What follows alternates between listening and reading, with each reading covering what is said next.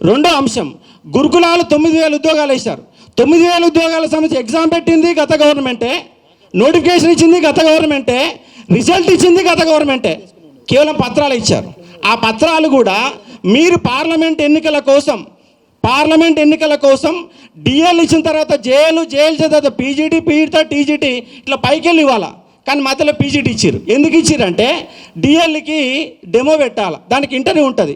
జేఎల్కు demo ఉంటే interview ఉంటుంది. అవి పెడతాను ఇంకో నెల రోజులు పడుతుంది. నెల రోజుల్లోగా మీ ఉద్యోగ పత్రాలు ఇవ్వాలి కదా. అంటే రేవంత్ రెడ్డి ఎన్నికల ముందు కోసమే, మేము ఉద్యోగాలు చెప్పుకోవడం కోసమే మీరు ఇవాళ గురుకులాలలో 2,500 ఉద్యోగాలు మిగిల్చుకున్నారు. ఇవాళ 2,500 ఉద్యోగాలు మిగిలిపోయినాయి. 2,500 కుటుంబాలు వాళ్ళని మీరు సర్వనాశనం చేసి పడేశారు.